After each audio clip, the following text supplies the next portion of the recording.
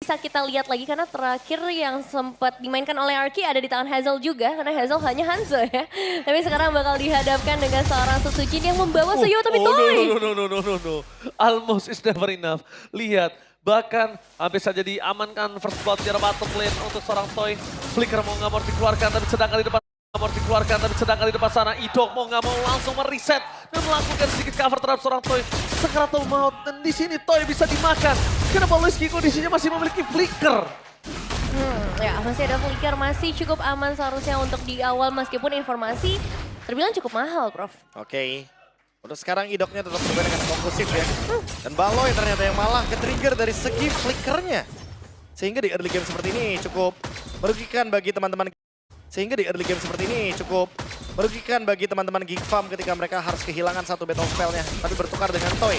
Yang nanti mungkin di menit yang kedua sudah akan kembali lagi dengan flickernya. Alright. Tapi kalau ngomongin ke arah flicker di saat nanti mereka akan berdebat ke arah Turtle, untungnya tidak ada god laner yang biasanya langsung ikut ke arah team fight, Profesor. Iya. Walaupun arus sungainya menuju ke EXP ya. Yes.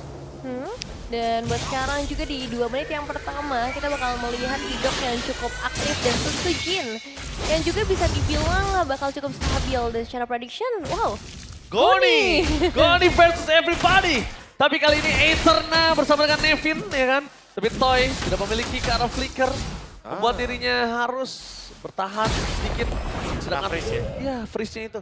Sedangkan Gobs, apakah yang diberikan oleh seorang profesor sebagai option kalau Gobs harus balik lagi seperti dulu itu akan diambil, Profesor? Ya harusnya sih, karena beberapa kali kita melihat kayak Cici EXP kalau misalkan kurang badan itu bakal kurang maksimal juga. Dan sekarang Davidson. Oke, Maybe dan Avoy standby di arah bottom lane. Berhasil mendapatkan satu poin kill atas seorang Toy. Apakah akan ada pertukaran dengan adanya sosok Turtle atau bahkan tidak ada? Dan kali ini Turtle diamankan tanpa ada sedikit pertukaran. Seketika para pasukan dari tim RRQ mereka melakukan dominasi menuju ke arah Purple yang dimiliki dari seorang Geek Farm. Dan nampaknya di sini Geek Farm harus kehilangan Purple-nya, Nevin. Iya, kehilangan Purple, kehilangan Gobs juga tadi karena ya ada satu kejutan lah yang diberikan oleh teman-teman dari RRQ. Dan bisa dibilang sebenarnya kalau menurutku ya ini keuntungan masih tetap buat RRQ. Jadi mereka bisa nutupin kerugian kehilangan Toy. Ya ini jatuhnya benar-benar kayak pertukaran yang sangat tidak adil sih walaupun dengan Toy ya. Iya. Karena mau gimana pun Toy akan tetap kegendong dengan adanya pertukaran dari segi Turtle dan juga gold sharing. Oke, emang Kingdom just being Kingdom. Lihat 88% tanpa ada sama sekali kasih nafas ke para fans dari Geek Farm. Oke, buat kalian para fans Geek Farm jangan lupa untuk dukung Geek Farm. Di kolom komentar ada votingnya. Tetap semangat ya, karena memang tidak mungkin sejauh ini pun masih bisa dibilang cukup aman. Apalagi dengan kombinasi yang dibawakan, Lui dari seorang Aboy, tapi hati-hati. Oh, make it! Instant pick off terjadi, membuat perpasukan tim RRQ berhasil mendapatkan point kill, tapi Aboy di sana. Dualitinya belum terlalu maksimal, membuat perpasukan dari tim Geek Farm. Mereka tanpa pertukaran sama sekali dan plus satu Toy dari bottom lane flicker for defensive. Dan gagal. Toy tetap harus terbangkan, tapi Kadera tidak ada jalan untuk pulang. Barter yang cukup mahal plus Baloy di tangan dari Rich. Tidak bisa dihitung oleh keuntungan karena sudah terlalu berlimpah, Profesor. Wah ini pertukaran yang menurutku sangat menguntungkan bagi RRQ. Wah berlimpah banget Nevin. Karena mereka mendapatkan banyak sekali. Dari invade jungle-nya berhasil, make it juga tumbang. Dan bahkan bayang-bayang dari Dairen sekarang yang mencoba Ini untuk bencana. mengganggu dengan ini bencana. Iya, dan 2 flicker sih itu juga lumayan mahal banget ya yang bisa dapetin tadi dari Baloyski dan juga Kadera semuanya keluar. Dan kalau ngelihat objektif, ini kemungkinan besar memang bakal jatuh ke tangan teman-teman dari RRQ Hoshi. Ngelihat mereka sudah mulai bakal set up juga Gobs dan juga Baloyski harus menjadi mata-mata bagi para pemain Geek Farm. Tapi tidak ada flicker dari seorang Baloyski, tidak masalah karena Gobs akan masuk ke arah depan. Memasang juga Setsujin, tapi lihat Retribution tetap di tangan Setsujin. Biggins gagal melakukan takeover walaupun Setsujin harus tumbang. Para pasukan dari tim RRQ mereka tidak kenal diam. Dan ini dia, Tour and Travel. Kali ini berhasil memancing satu korban saja. Hanya ada Idok yang menjadi korban bersama dengan Setsujin karena Rins Tour and Travel imitasi berhasil memulangkan Dairen. Wah, tapi hilangnya 2 pemain ngasih kesempatan juga ya seharusnya buat Makers dapetin 1 orange buff tadi.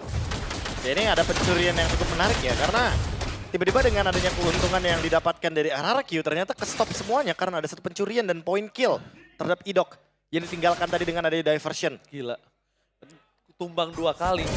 Mundurnya jauh banget. Di menit 5 loh dia baru bisa dapetin Hunter Strike. Tapi lihat, Mekis di depan sana akan membalikan keadaan dari seorang Tyrant. Dan itu dia, where are you going Mekis? 1-by-1 situation dari Tyrant kali ini. Mencoba untuk mendapatkan satu point kill. Dan killing spree is real. 1-by-1 situation yang gagal didapatkan dari seorang Mekis. Ini agak cukup berbentur, berbanding terbalik dengan Susujin. Walaupun dia sudah tumbang 1 kali, tapi Mekis 2 kali. Dan yang jadi masalah ini Dairon juga dapetin banyak banget ya. 3 poin eliminasi sejauh ini. Dari sisi XP ngebuat harusnya XP lane-nya lebih bebas lagi. Ngebuat juga dari Gops akan sedikit kesulitan karena bakal ada tanggung jawab yang lebih besar nanti di arah lane. Oke. Jangan lupa ya ini diversionnya. Oke, diversion dan Kadera surprise! Again! Itu dia, imitasi dari Rinse Tour and Travel yang berhasil membawa Dairon ke arah bottom lane. Pertukaran bahkan tidak akan terjadi karena para pasukan dari RRQ akan dengan sangat cepat sigap menuju ke arah turtle ketika ombak sudah mulai bergetar. Ya ini setupnya tepat banget ya timingnya. Nggak ada Moskov di laning jauh, otomatis harus di-clear terlebih dahulu. Jadi bagian mid lane juga bakal dikuasai sehingga turtle akan semakin lebih mudah. Apalagi sekarang, Idoknya udah lebih siap nih harusnya dengan adanya AOG, After of Guardian. Di mana Dairon juga sudah siap di depannya. Ini Baloski aja ditabrak sama Dairon itu nggak masalah loh. Dan lihat itu dia, bakal coba dipaksa. Target untuk sama Susujin, DPS sangat besar. Makin sedikit terlambat, adu Retribution dan nampaknya kali ini Retribution is on point di tangan Makin. Berhenti sejenak dari sosok seorang Susujin yang bahkan Retributionnya tidak keluar sama sekali, Profesor. Ini combo Luoi dan juga Hanzo yang cukup mencekangkan. Apa taraf Guardian for nothing? Idok nampaknya tidak bisa mendapatkan apapun. Dan mereka harus mundur karena Baloski berhasil mengusir mundur para pasukan dari tim RRQ, Nevin. Iya, tidak sempat untuk keluar dari Mekis. Masih mencoba untuk maju lagi. Almost is never enough for Idok. Idok masih bisa selamat nyawanya. Dan bahkan para pasukan dari tim RRQ. Kali ini mereka hanya memberikan sedikit getaran. Dan itu dia, permainan Loi dan ada MPL ID Extremer. Silakan Nevin. Wah, ada Bang Age yang kali ini bakal menjadi analis dari match kali ini. Halo Bang Age. Dan kita bakal melihat lagi ya untuk dari Geek Fam dan juga Arkeoshi. Karena sejauh ini Valentinanya lumayan banget buat bisa meng-cancel semua pergerakan dari Geek Fam. Sama-sama bisa manfaatin teleportationsnya dengan baik, tapi tetap harus hati-hati.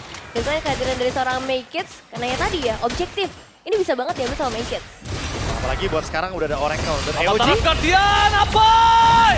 Gak ada jalan untuk pulang dan bahkan Zoe juga akan menjadi korban para pasukan dari tim Kickfam. Meanwhile, bahkan sana Maykits bakal coba untuk membabi buta karena Susujin. Mencoba untuk menghindari damage yang telah diberikan. Tapi nampaknya Tyron berhasil membuat semua para pasukan dari tim RRQ mendenial dan membuat tim Kickfam kali ini punya space di arah top lane atas Kadera. Dan tidak bisa dibiarkan begitu saja Kadera dengan Moskovnya.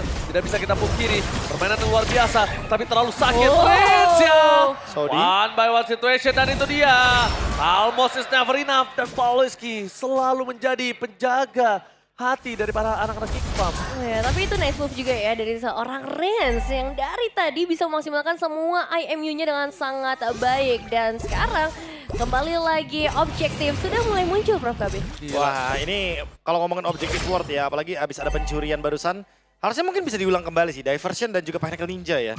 Dengan tujuan nanti Hanzo-nya akan lebih aman untuk Maykits mendapatkan Retribution Point. Tapi gimana caranya untuk bisa menciptakan ruang dan menemukan bush yang tepat.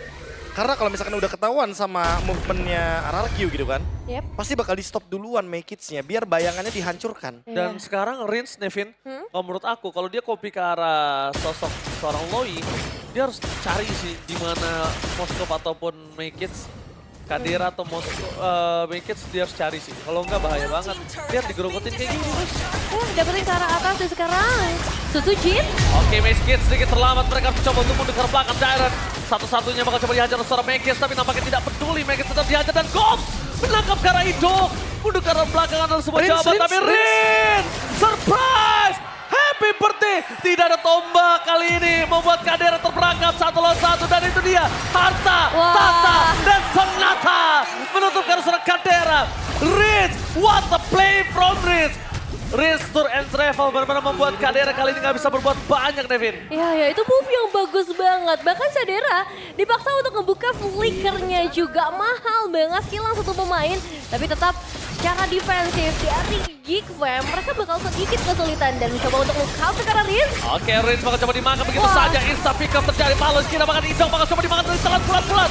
Dia tidak bisa dibendung kembali karena Baloyski berhasil mendapatkan sosok point kill yang penting Riz dan juga Idok. Jadi pertukaran atas Baloyski dan Riz dan juga Idok nggak masalah, nggak masalah. Nggak masalah ya, tapi tetap ya untuk Lordnya ini hanya nge-trigger passive turret aja masih bisa dihentikan dan bakal ada sedikit pergerakan Maekis. Dairon kembali lagi menjadi ujung tombak, tapi diselesaikan dengan sangat cepat. Dan itu dia sebelnya ke arah sosok dari Hanzo yang sekarang. Mau nggak mau bayangannya memang harus ditumbangin. Nggak bisa dicari ke belakang ya. Nggak bisa, emang harus dihancurkan secepat Harus mungkin dihancurkan. ya. Kalau bisa dibikin bener-bener sampai habis HP-nya Nevin. Biar nanti pas ketika balik ke tubuh aslinya dia bener-bener low HP. Iya. Tapi masalahnya sekarang dari RRQ, mereka punya area yang luas banget ya. Dan mereka bakal coba untuk berikan gangguan. Tapi Maekisnya tadi hampir juga mencoba untuk ngasih pressure ke arah Riz di bagian belakang. Oke, Maekis emang bakal cukup bersinar dengan attack speed yang dia miliki. Tapi ini udah mulai memasuki menit ke arah 12 Devin. Ini nggak cukup baik untuk mereka kalau kehilangan kembali satu lot yang harus dimiliki. Dan battle emote. Tadi kita udah lihat banyak. Battle emote jangan sampai kalian lupa. Mau pakai ini bencana juga boleh untuk ngeledek-ledek orang. Lumayan langsung soal di rank ternyata ya. Ini Iya, bencana aku ya. juga punya. Punya. Baik-baikin gua kan lo. Masuk karena 12 menit yang pertama ya. Secara area memang ini menguntungkan banget buat RRQ. Karena mereka bisa invasi lebih dalam. Tapi di sisi lain Geek, mereka punya Moskov sih. Jadi split push atau lane jauh di bagian bottom lane ini mungkin bisa jadi target selanjutnya dari seorang Cadera. Jangan lupakan Loi juga sih Nevin. Ini efek diversionnya akan sangat merepotkan sekali ya. Karena bisa memberikan teleportation untuk Moskov juga, entah untuk Hanzo-nya juga. Atau bahkan Geek Farm ketika dalam keadaan yang nanti mungkin 50-50, mereka bisa membalikkan keadaan dengan cepat hanya dengan satu ultimate saja dari Aboy. Oke, Aboy di sana Maekis bakal coba untuk bersinar. Target utama mereka adalah Riz, Susujin is coming. Menutup jalan para pasukan dari tim RRQ. Membalikkan kembali kanan dan Baloyski menjadi target utama mereka. Where are you going, Baloy? Dan lihat point kill yang dikasih ke arah Toy. Supaya Skypicernya makin lebih menyala, abangku. Wah ini kehilangan Baloy di waktu Lordnya juga udah mulai terspawn. Berarti mereka paling bisa mengandalkan Maekis dan juga Aboy ya untuk melakukan steal. Gopsi, menurut gua Gopsi ini menjadi poin penting sih Nevin. Ya dimana zone out bisa aja dilakukan tapi kuantitasnya mereka lebih sedikit dibandingkan RRQ. Tapi lihat Nevin di depan sana, Maekis Sakaratul mau terbakar Cadera. melakukan situasi Tidong. Dan out of nowhere Dairon berhasil memancing Kadera dengan flickernya. Jadi pertukaran dari Dairon dengan flickernya masih worth it total. Wah, tapi mereka dapat Rinse sih, itu jadi 1 poin plus juga buat Geek akhirnya nih. Gila Bisa ya. nge-shutdown karena Rinse-nya. Dari tadi Rins loh ditargetin. Dari Baloyski, dari Gops, dari sosok seorang Maekis. Kadera doang yang ya udah siapa aja di depannya dibantai. Iya udah pasti ya, damage dealer utama ya. Mau nge-kill siapapun dia bisa, mau nge-deliver damage ke siapapun dia juga kuat. Udah ada Demon Hunter Sword juga soalnya. Dan kali ini dengan adanya Malefic Gun akan membuat Cadera semakin lebih leluasa lagi dengan jarak yang lebih jauh untuk bisa memberikan damage. Tapi Lord bergerak dari bagian top lane. Geek Fam harus mempertahankan base mereka. Bergeser ke mode defensif. Dan itu dia menciptakan ruang. Oh Maekis, surprise ternyata di cover dengan sangat sigap. Ternyata invasi yang bakal dilakukan Geek Farm sudah tercium baunya oleh tim RRQ Nevin. Wah, masih cukup aman ya buat RRQ. Tapi itu satu move yang ingin dicoba pastinya oleh seorang Maekis. Dan masalahnya sekarang bergeser ke mode defensif. Lord sudah mulai berjalan dari area top lane dan RRQ Hoshi masih membawa 5 pemain mereka. Maekis kembali lagi, harus mundur ke arah belakang. Stiker ini bencana. Para mata sudah siap standby di arah Dairon dan juga para pasukan dari tim RRQ. Mereka siap menuju ke depan menerapkan Dian! Kadera! Berhasil ditangkap membuat para pasukan dari tim Geek Farm gak punya daya dobrak. Mereka kehilangan power dari damage-nya.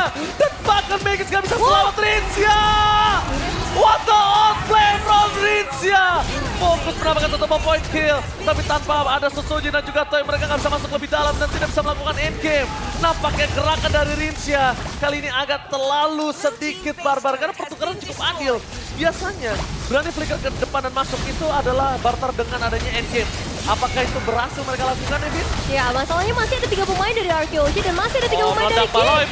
Baloi! Satu tembakan terakhir habis saja meledakan Skybison dan Coach akan menjadi korban selanjutnya.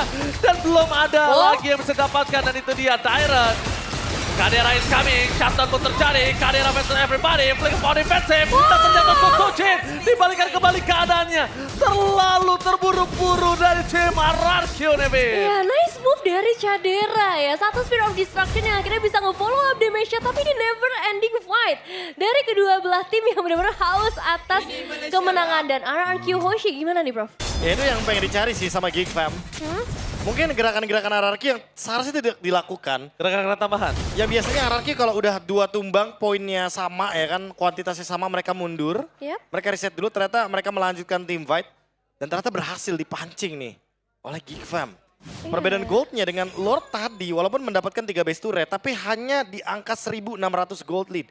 Kadera masih ngelit loh. Jadi nggak terlalu jauh sebenarnya Nevin. Kadera Keuntungan tadi kayak jadi keuntungan yang kayak lewat begitu aja, kayak jadi angin lewat aja. Ya, dan mereka berarti harus mulai dari nol lagi nih. Dan masih ya kalau ngomongin ke arah objektif, Geek Fam punya chance yang sama besarnya. Nggak peduli mereka kehilangan base turret cukup banyak, tapi mereka bawa Moskop dan Hanzo Lui. Ini dia combo yang mungkin bakal mengirim Makers nanti langsung ke bagian depan.